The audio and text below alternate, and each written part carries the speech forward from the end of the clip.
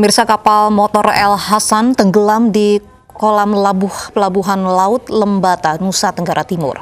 Diduga kapal tenggelam akibat kebocoran pada bagian lambung.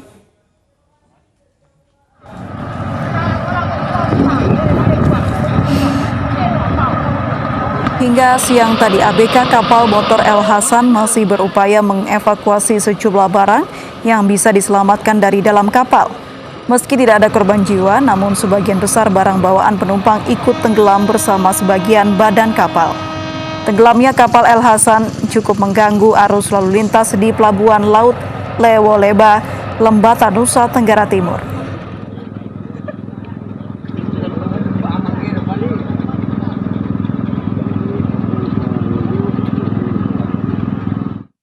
Jembatan menghubung dua kelurahan di Palembang, Sumatera Selatan ambruk. Ambruknya jembatan mengakibatkan truk tangki yang tengah melintas terperosok.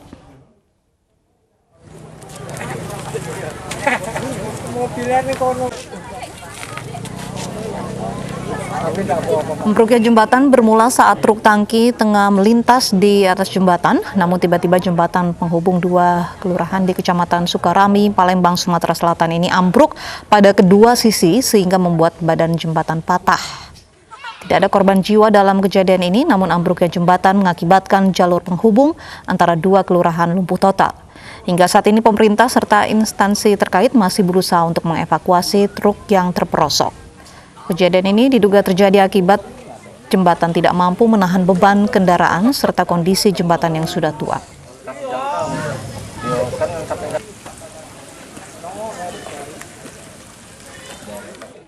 Kasus pembunuhan wanita yang jasadnya terbungkus kardus di Pondok Aren, Kota Tangerang Selatan, Banten mulai menemukan titik terang. Polisi telah mengkerucutkan satu nama yang diduga pelaku pembunuhan.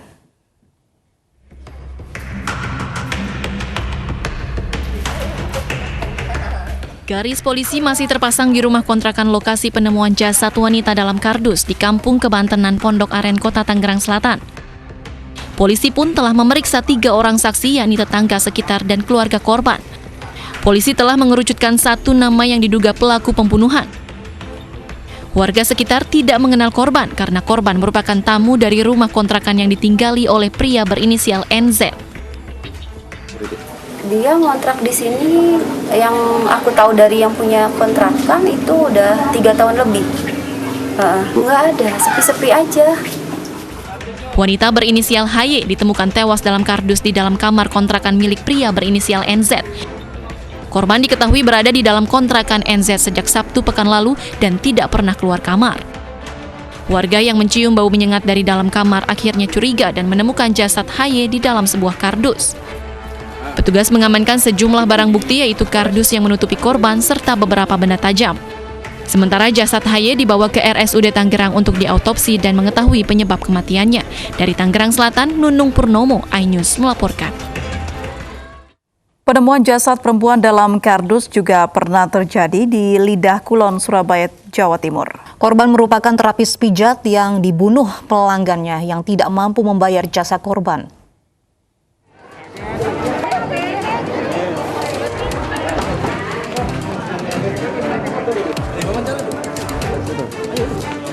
Inilah Yusron, tersangka pembunuhan sadis terapis pijat bernama Oktavia Widianti alias Monik yang jasadnya ditemukan dalam kardus lemari es di Jalan Lidah Kulon, Surabaya, Jawa Timur. Pemuda 20 tahun ini ditangkap saat bersembunyi di rumah bibinya di Mojokerto, Jawa Timur. Kepada polisi, Yusron mengaku panik karena korban berteriak karena tak mampu membayar uang tip pada korban.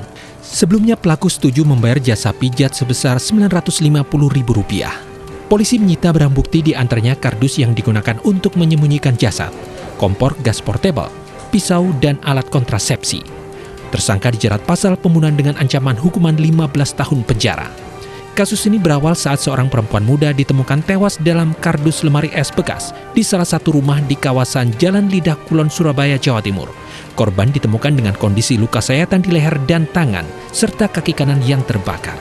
Dari Surabaya, Jawa Timur, Sony Hermawan, iNews melaporkan.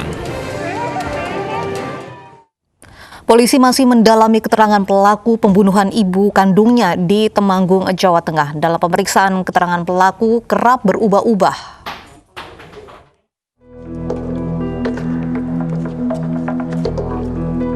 Polisi terus dalami keterangan SP dan HM, anak dan menantu yang dengan keji membunuh ibunya sendiri di Temanggung, Jawa Tengah. Polisi mengatakan keterangan dari SP, anak ketiga dari Naruh, ibu malang yang dihabisi nyawanya tersebut kerap berubah-ubah saat diperiksa. Awalnya SP mengaku mendapat bisikan gaib untuk membunuh ibunya. Namun saat diperiksa menggunakan tes kebohongan, pelaku banyak berbohong. Berbeda dengan pengakuan istri pelaku, HM, ia mengaku terhimpit keadaan ekonomi karena mempunyai hutang dan ingin menguasai harta korban. Kini polisi akan melakukan tes psikologi terhadap pelaku untuk mengetahui kondisi kejiwaannya. Untuk pelaku, yaitu saudara SP, kita kemarin sudah lakukan pemeriksaan dengan menggunakan tes kebohongan, bahwa keterangan dari tersangka tersebut memang lebih cenderung banyak berbohongnya, sehingga nanti akan kita tindak lanjuti lagi dengan pemeriksaan kejiwaan, itu dengan tes psikologi dan kejiwaan yang akan kita laksanakan terhadap tersangka SP tersebut. Selain memeriksa pelaku, polisi juga telah menggali keterangan dari 8 orang saksi. Pasalnya anak dan menantu korban dikenal pendiam dan tertutup dengan lingkungan sekitarnya. Sebelumnya, sepasang suami istri di Kabupaten Temanggung membunuh ibu kandungnya dengan cara menggantungkan korban di pohon agar terkesan bunuh diri. Pelaku ingin menguasai harta korban.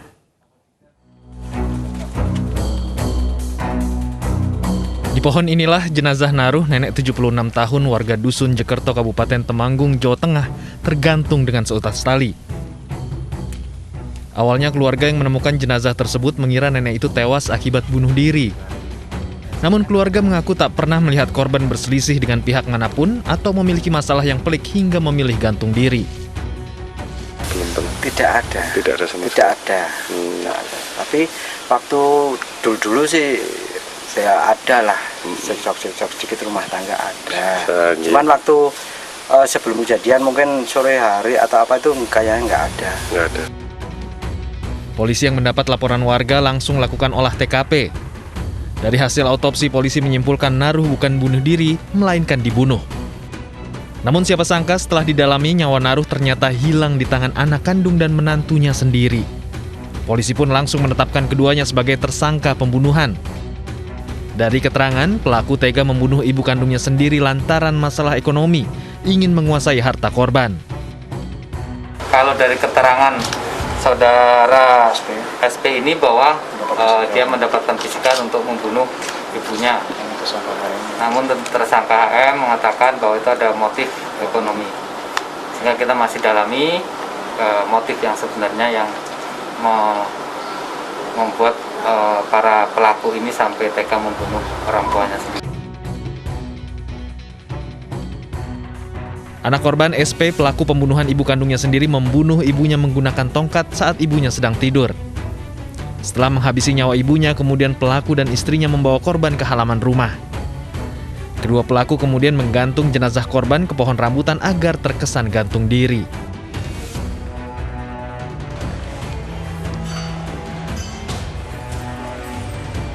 Kini Satreskrim Polres Temanggung terus mendalami motif dibalik aksi keji pasutri tersebut.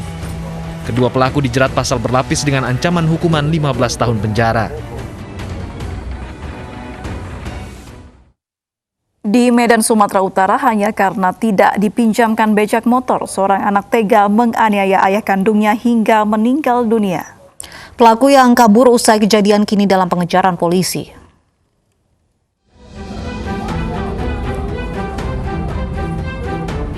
Duka menyelimuti rumah Elkana Pangaribuan di Jalan Pantai Timur Medan Helvetia, Kota Medan, Sumatera Utara.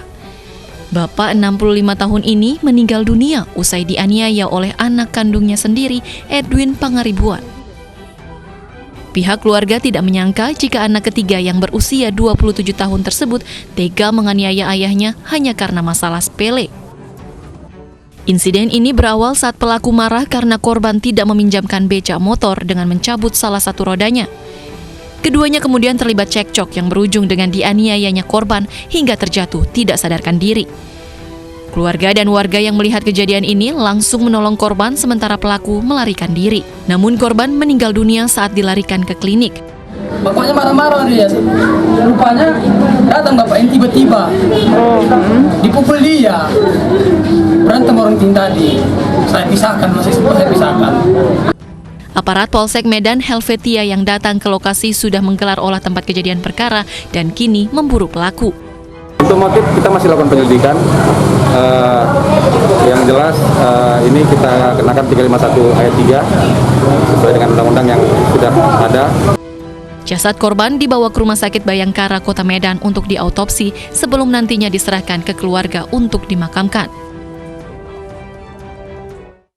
Seorang ibu di Kota Waringin Timur, Kalimantan Tengah menyiksa anak kandungnya bersama kekasihnya. Dari hasil tes urin, ibu dan kekasihnya positif mengkonsumsi narkoba.